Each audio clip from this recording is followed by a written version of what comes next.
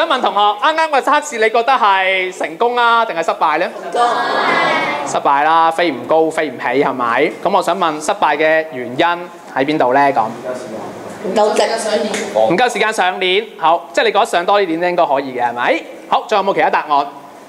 唔夠直個擺得。唔夠直，好，仲有冇其他答案？留得唔夠耐，好，即係留得唔夠耐，放得唔夠直啦。仲有冇其他答案？中指仲有冇其他答案？阿 Sir 你好辛苦啊，不如快啲放啦。啊又好啫，好啦，我放啦喎，3、2、1。飛唔到嘅。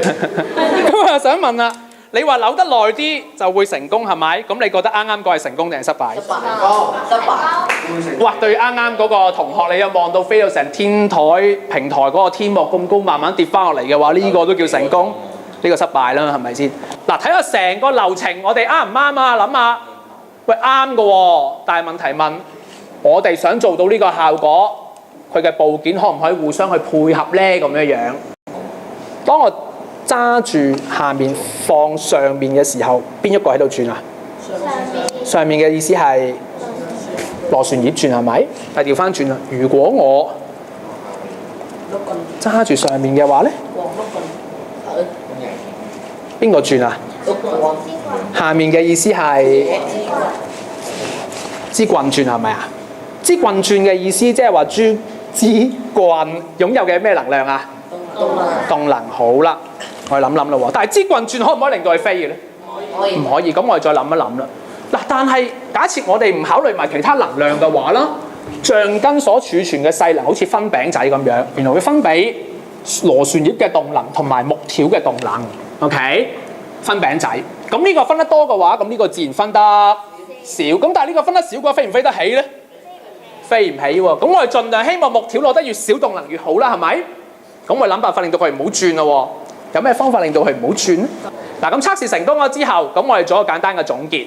成個橡筋直升機最初我哋輸入嘅能量係咩能量啊？同學，勢能。好，就係橡筋嘅勢能啦，再配合唔同嘅部件，咁就可以輸出最終嘅動能。之後最終輸出嘅係飛得最高，我哋想要嘅就係勢能啦。好，嚟到都有問題，咁呢個從功能角度去考慮嘅。好，講咗咁耐，到大家係時候你哋去做啦，自己做自己嘢。冇錯，醒目。自己寫低先啦，陣間我哋都會對答案嘅。你諗下先啦，諗下佢功能，從功能角度嚟睇，勾有咩用㗎？喺功能上啊，咁你咪寫咯，勾住個橡筋咯。好，我問你一樣嘢，嗱，我問你一樣嘢啊，有乜嘢方法可以令到佢飛得高啲咧？轉得快啲，多啲。轉多啲，贊唔贊成？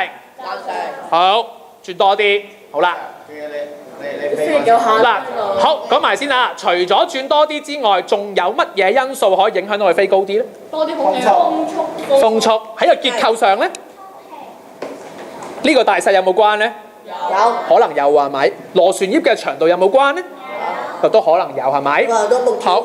重嘅。係木條嘅重量都可能有關係咪？咁但係我哋一次過做唔晒所有嘢嘅。咁所以我哋今次要做嘅咧，就會係橡筋嘅扭動嘅次數，即係第2啦，同埋翼嘅長度第3。我哋探究嘅就係呢兩個元素。好，嚟到都有問題。我哋要量度嘅結果係乜嘢啊？飛幾高？量度結果係高度。